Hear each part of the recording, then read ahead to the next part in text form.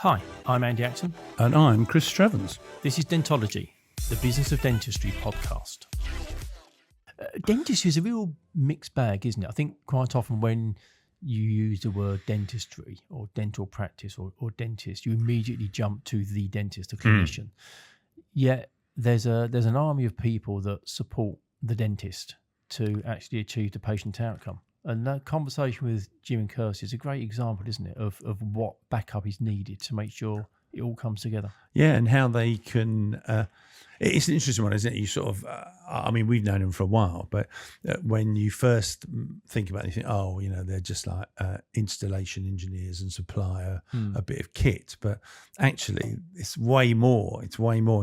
I think some of the things about helping people make decisions as to what they actually want and what they've seen, because that's what you're paying for, isn't it? You're also paying for someone who doesn't necessarily agree with you, but also someone who can maybe amend your thinking and adapt it. I think it's a bit similar to our world. I think we forget we're very fortunate that through our other business, Frank Turner Associates, we get to visit several hundred dental practices a year. True. So we get to see so many variables in terms of what they look like, their financial performance. And Jim and Kirsty are in a similar situation that they get to see hundreds of practices. So when somebody comes up with an idea, they've probably seen that idea or a variation of it before and can then guide about whether that's a good idea or not. Use it to adapt. But there's a huge experience. Really enjoyable conversation with them. It was good. Really enjoyable conversation. Well, we are here again. We've burst through the 170-something counter, and we're heading towards 180 episodes of Dentology. Can you believe that? People have listened to us for maybe nearly 180 hours. I think that's lovely, and also maybe sado. I think that when you actually boil down how much talking we do, I think they listen to our guests. It's our guests that draw them in. That's very true, actually. I think they love this little bit at the beginning. Oh, really? I think that's what people sign in for. Yeah. They all tune in for the 30-second little preamble. Well, now they've had what they wanted. We should introduce our guests. The proper people. We are, exactly. So today we have the founders of Hague Dental, the end-to-end solutions provider of design, refurbishment, equipment and equipment servicing. We have Kirsty Hague, Interior Director, and Jim Hague, the Sales Director. Welcome to you both. How are you? Hello. Hello. And for the observant listeners, they would have recognised a commonality of surname. Yeah. And also husband and wife. Yeah. And do you reckon that might be how the name of the business came around? What? Hague Dental? Yeah, possibly. Look at that. But there's a funny thing in Frank Turner Associates, and Chris has it as well. The amount of people that say to us, "Oh, you founded Frank Turner Associates. You're one of the founders," and it's like, if we did, we probably wouldn't have called it Frank Taylor and Associates.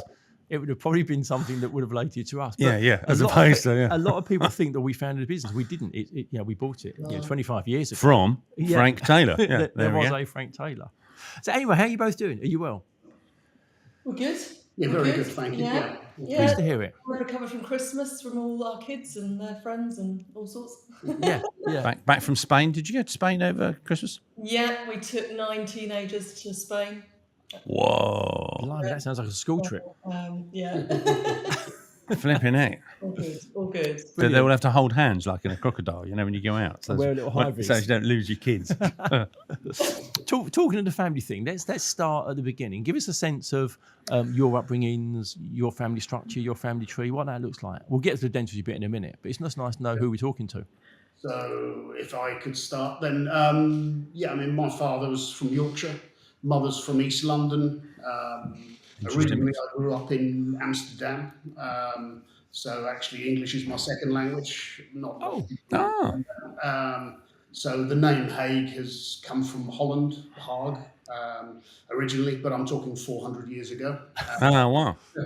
So I was over there because my father was in business there. Then came back to England, a little bit of time in East London, and then down near Portsmouth. Wow. It's called Petersfield in Hampshire. So grew up there for 10 years, sort of junior and senior school.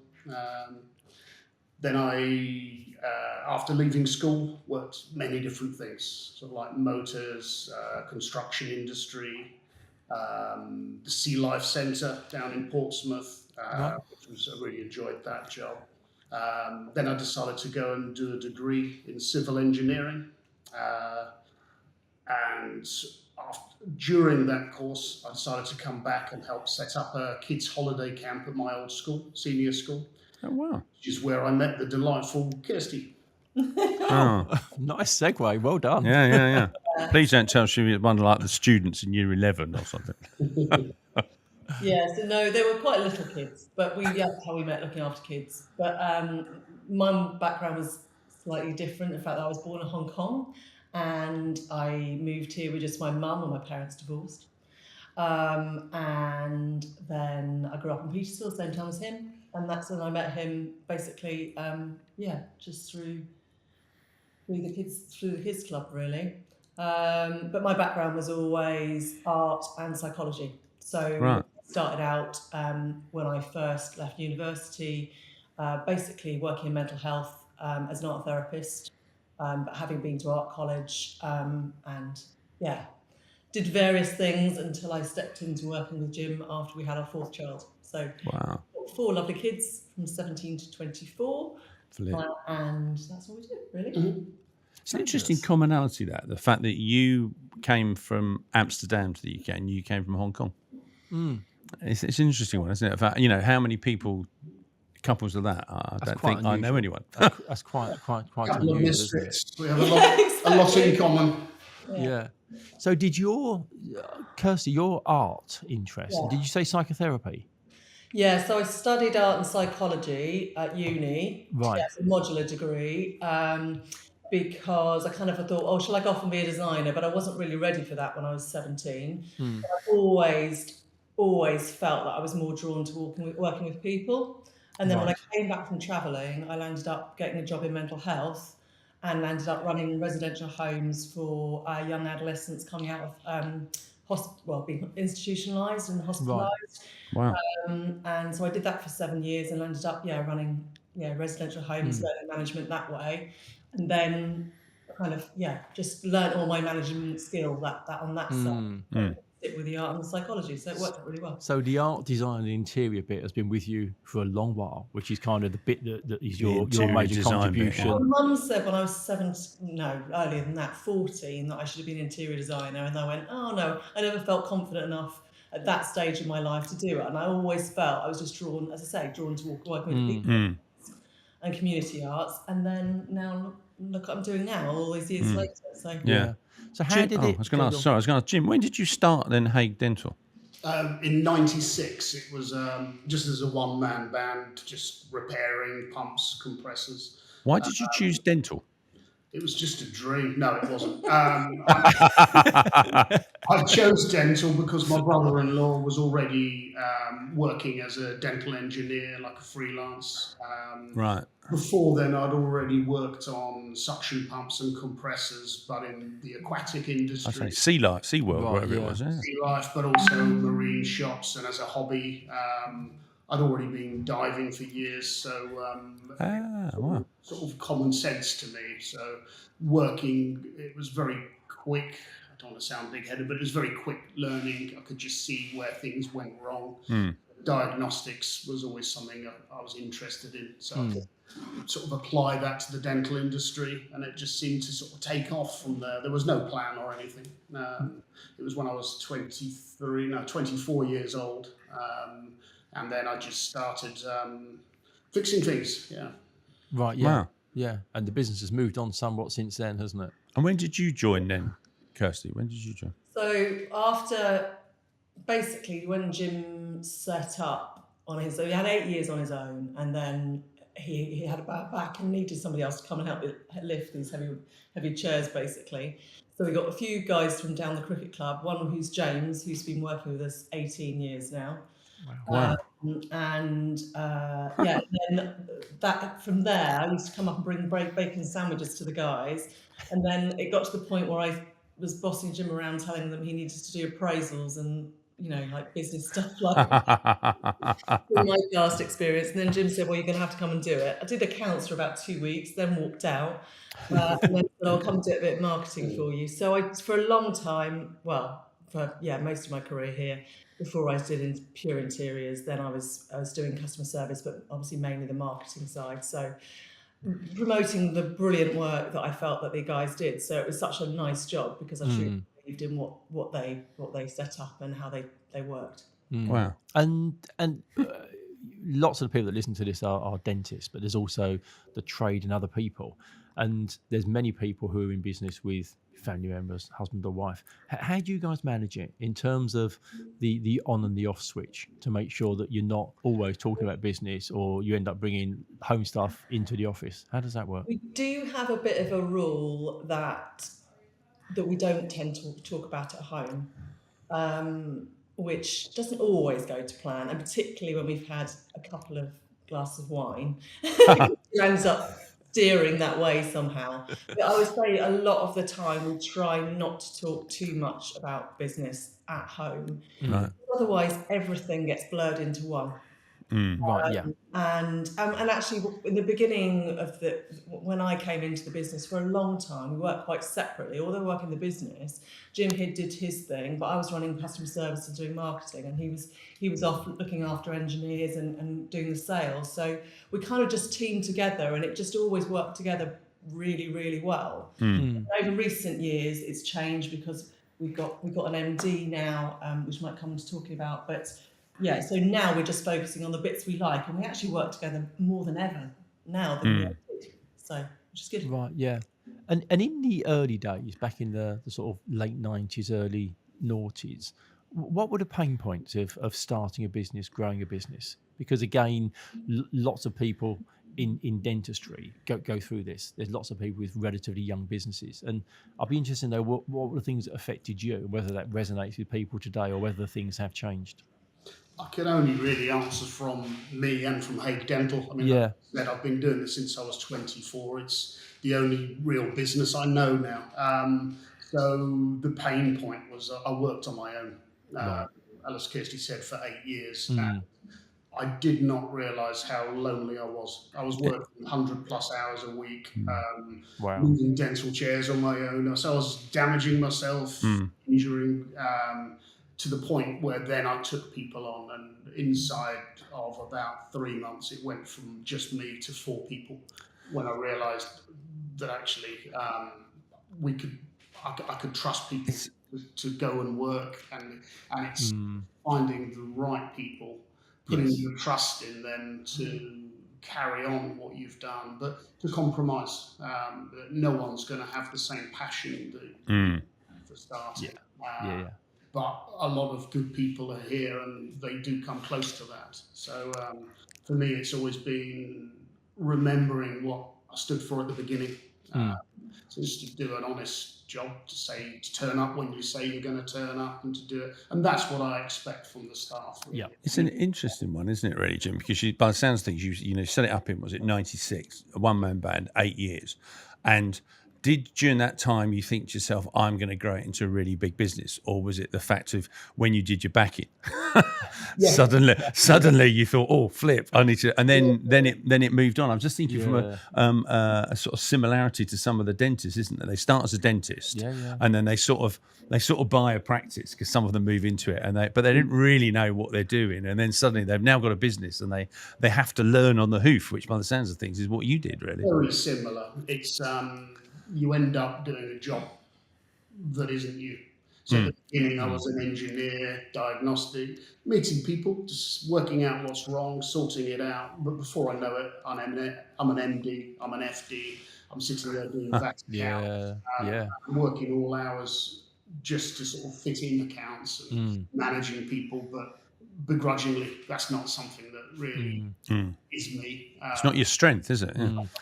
It's interesting you said about loneliness as well, Jim, because I think as a solopreneur, that's a massive thing, and people don't really know where to go, because particularly in what you were doing, that's quite a niche thing to be doing. So there weren't really many other people to talk to about what it is that you did and what you do and the challenges you've got, but from a kind of technical standpoint. And I don't think it's that different for dentists. Most dental practices or independently owned practices have one principle.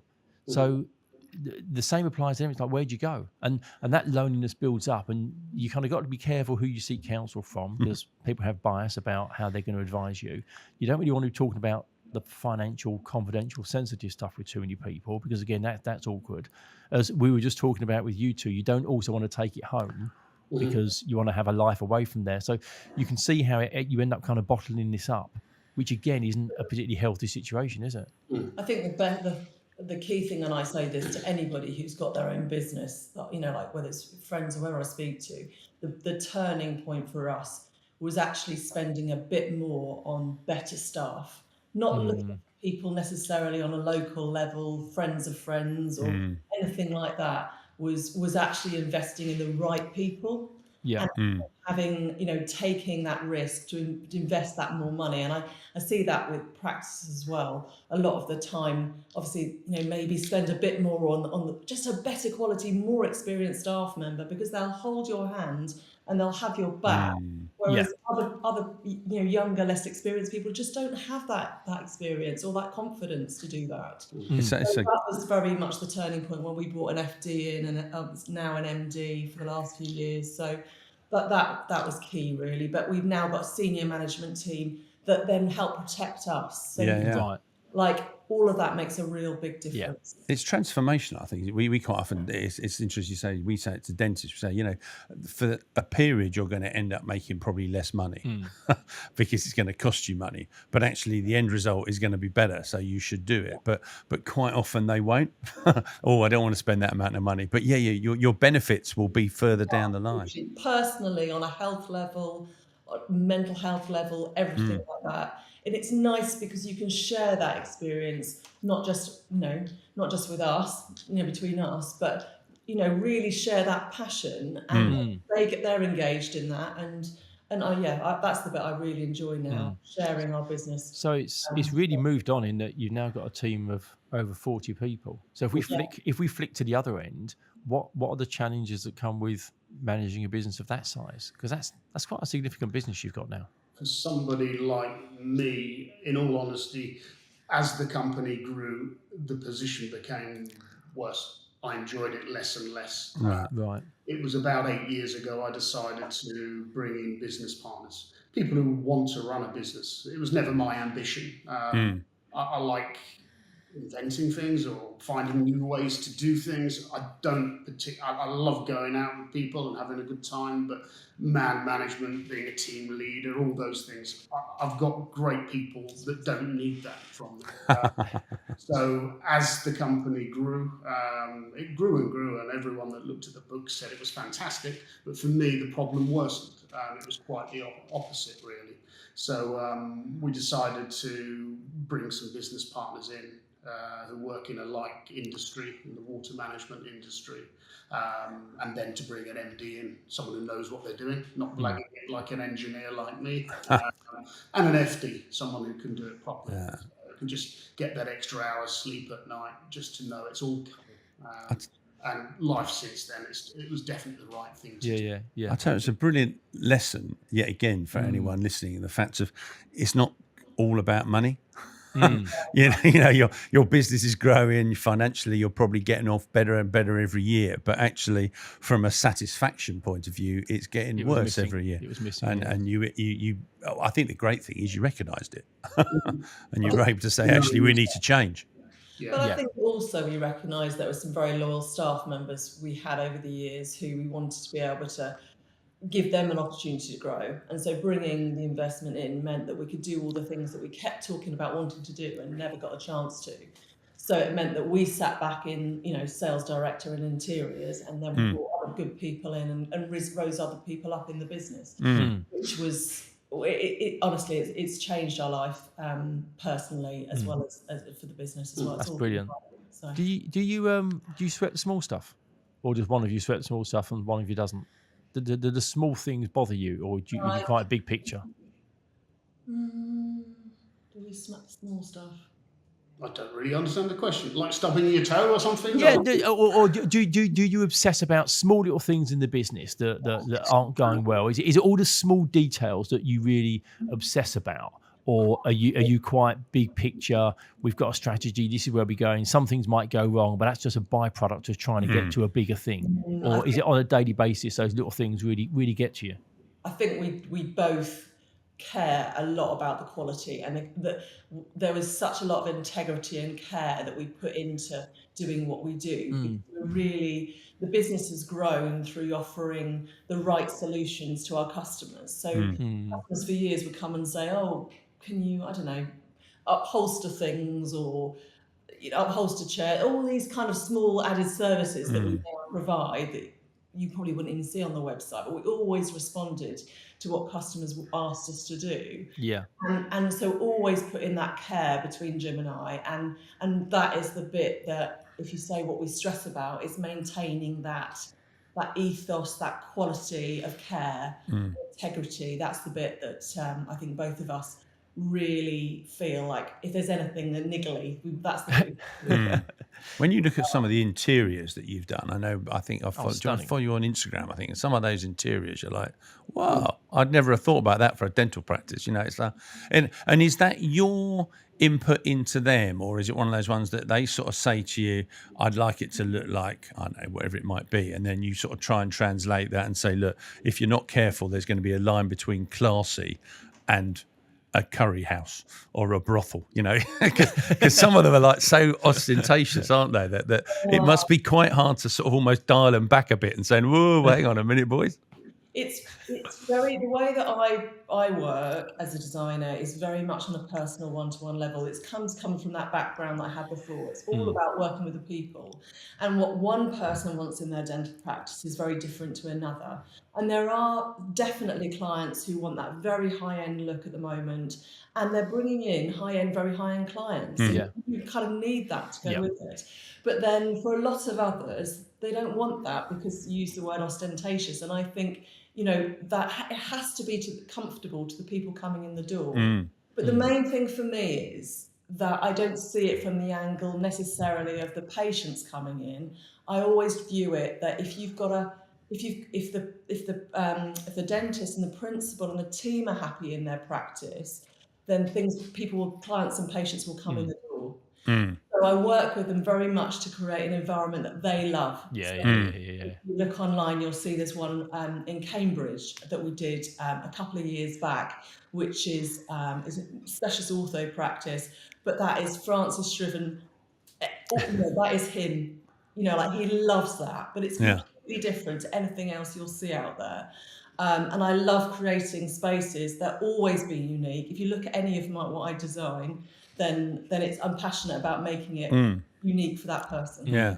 And has the model of a dental practice, I think probably from an engineering and layout point of view for Jim, but from a kind of a style, a marketing, a presentation point of view, has that evolved? Because obviously lots of dental practices in the country have been in former residential properties.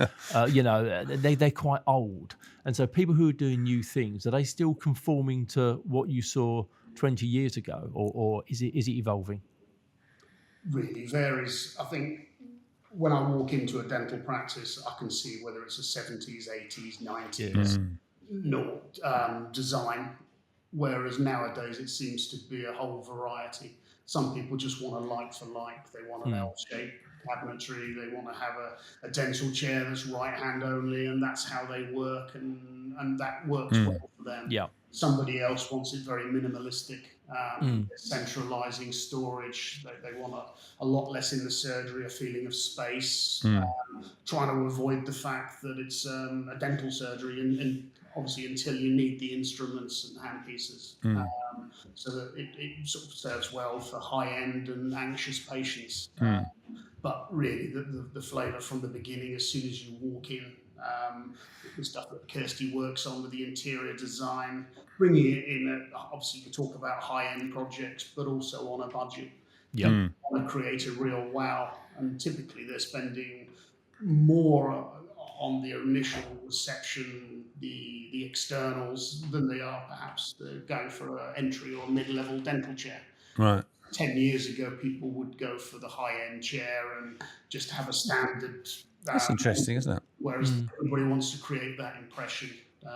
I think that's the way the world's moved, though, isn't it? I think that initial aesthetic when you're going anywhere, it's creating that whether right it's a impression, shop isn't it, or a as well? restaurant or a cafe or a bar, you do get a feeling for what it's like, and in some ways it's slightly sad that they've almost kind of downgraded on the technical equipment but upgraded on the aesthetic. But I think that's just the way it feels like the world's moved that way. It's all social media led, in all honesty, in my eyes, because if you have a website, the website has to represent your brand. Yeah. You have to have it running if you're doing social media, then everyone's asking for a wall to do, filming for Instagram. When we're designing practices now, I don't know whether people realise this, but we're not only looking at the inside, but we're looking at the outside. So from the moment they drive up, they instantly know where they're going, and that patient flow starts from the front door as such. But they know it because they've seen it on social media, they recognise it, and then it takes it all the way through the practice. And really, obviously, people talk a lot about patient journey, but that is very much how we perceive it. My role is somewhat duller. I have to push all of that to one side. Things will go wrong. A compressor or a suction pump will go wrong, so that we need a backup solution. And we need to leave space for this. We need services. You should have a washer disinfector. Don't forget about radiography shielding. All these extremely dull items, but you'll be glad when the infrastructure's in place when it comes to it. And that's my challenge nowadays. It's working with Kirsty on projects, but trying to keep the interest of the client.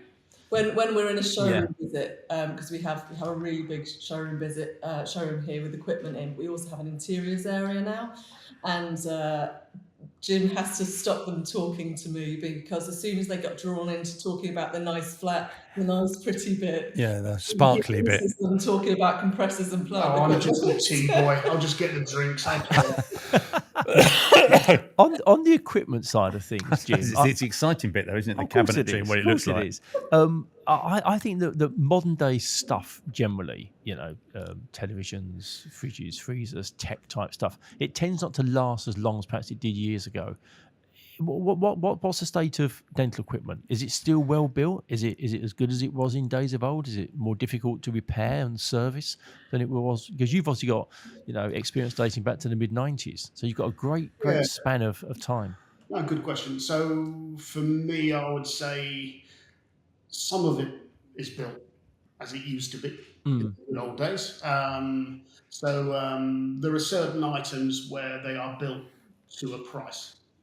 They're trying to cram as much technology in as possible. And when you're cutting corners on technology, perhaps a design life of 8 years, rather than just building things the way the Victorians did. We'll build it with factor of safety, and it will last for 40 years. There's still equipment out there that was made in the UK. That's how old some of the equipment is that I see. It's 70s equipment. That's when it really started. But still working. Finished with the chairs, and that's still working. Looking very tired, not giving the image that they want. Being pulled out because of the aesthetics. But what I'm putting in there, will it last 50 years? Probably not. We're asking modern equipment to do so much more. And price-wise, it's very competitive when you compare backwards. So if I think of a triple pack of handpieces from a reputable manufacturer 20 years ago, it's probably only £100 more for the same content now. Somewhere along the lines, things have been cut, unless you go for the top range. But then you are paying double, which is in line with costs before. So there are chair packages out there for £60,000. There are some around the £10,000 mark. If your budget is low, my advice to people would be to buy basic, not putting it down, but go for something which is just tried and tested. Perhaps doesn't have all the belts and braces, but that will last 20 years. Buy something cheaply with all the technology on it. It will probably be good for 4 years. 5 years. Changing it. I don't know whether you know, but when Jim first set up, he started selling used equipment. Right. You know that? We've still got a used equipment site today. We don't sell it, But it was always that, if we're, like for years, people were taking chairs out of surgeries and just dumping them. But we always took them back in, refurbished them and then sold them on. And then how would happen is that people would buy a second-hand chair, and then when they were ready and they had money coming in, we would upgrade. So we'd take that chair back again and then upgrade it to new, maybe. Almost like a loaner. Options, yeah. So a bit of an interim, yeah. So it's something we don't do so much of now because so many people are buying on finance. But sure, yeah. We are doing it more and more in the last year, I think, again, actually. That possibly as a company grows, that it's very, very difficult if you don't know the full service history. Yeah. Don't know the equipment inside out. It's very difficult to then say, I know that will last at least 10 years. Yeah. Not a 10-year warranty, but I wouldn't sell something that I think wouldn't last the test of time. Yeah, sure. Occasionally we get something relatively new or something I've put in.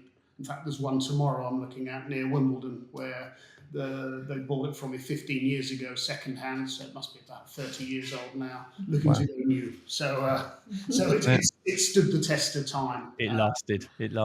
Exactly that. The amount of practices Jim goes into, and he sold that 15 years ago. Wow. And he's like, I sold you that Tridac chair, but it's gone on and on, Yeah. It's always really nice when you go back and people remember you from selling. Yeah. Well, it's that continuity, isn't it? I think that's where it's really important. Is we get it with valuations, or even when we used to do bank funding many years ago. Yeah. We go, oh yeah, you lent me money to buy my first practice, and that must be at least 30 and for years them, ago. it's important, isn't it? It's important for them. Yeah, it is. Yeah. To them, it's like a crucial moment, isn't it? Yeah. So, We see quite a lot of people who are musing on the thought of setting up a squat practice. And I know you help people from the earliest kind of concept, thinking about it, and then design from an equipment design point of view and an interior design point of view. On a timeline, if someone's considering a project, when should they start talking to you? Is it good for them to talk to you really early on so you have input, or that if they come to you with ideas? Which is your preferred option? I would say the earlier the better. right. Because particularly we get involved, we can look at sites for people. I know we've talked to you guys about that quite a lot, about whether that site is particularly suitable for a practice. So we're helping them to understand, really whether the square footage is adequate for what the business they want to grow, not just for the first year, but for the next 10, 20, 30 years. Is that the right property for you? Looking at things like access for disabled, all these things that people don't necessarily think about when they're first looking at a site. Yeah. Things around build control, fire, all these kinds of things. We understand, obviously, legislation and CQC. We can help advise. And I think it's interesting because sometimes people will go to a CQC advisor or go to someone to talk about I don't want to say so basically Business manager? No, just somebody talks about CQC. I want to go to compliance. Thank you, compliance company before they'll come to us. But we're involved in compliance every day here at Hague, whether it's through equipment or through design. That's kind of like our bag. So I really encourage everyone to get in touch as early as possible, even if you just found a property that you're looking at. Right. I totally agree, but I'll just add that I suppose we're gifted in a very different way to a dentist. I can say that because I tried dentistry once on a course with ADEC about 10 years ago.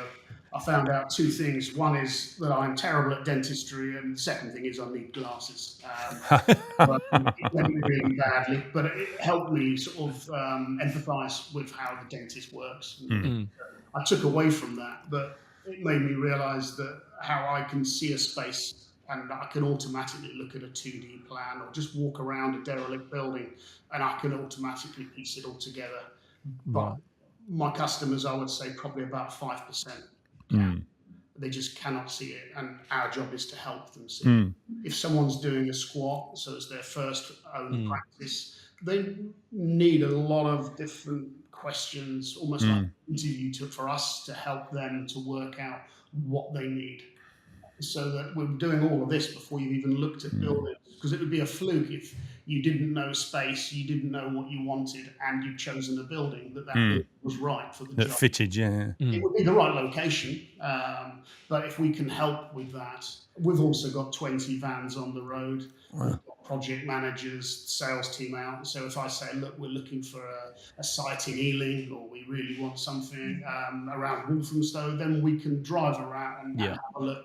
This one's available. So often I'm sort of just emailing a client or prospective client to say, what do you think about this? Right, yeah. Recently on Guildford High Street. Interesting. Touch. So it's almost like a state agency. There's no charge for that, but it's just putting good people together. Part of what you do. Away from dentistry, you both love a gig and a festival, don't you? me more than him, really. So you both get to answer it. What's your favourite song and why? Oh God. Oh. Well, it's not particularly. I wouldn't say it's a particular song. Like when I first met Jim, I hated. He took me to clubs in Plymouth where I was at university, and took me to raves and lots of house music, and I absolutely hated it. And now I love it.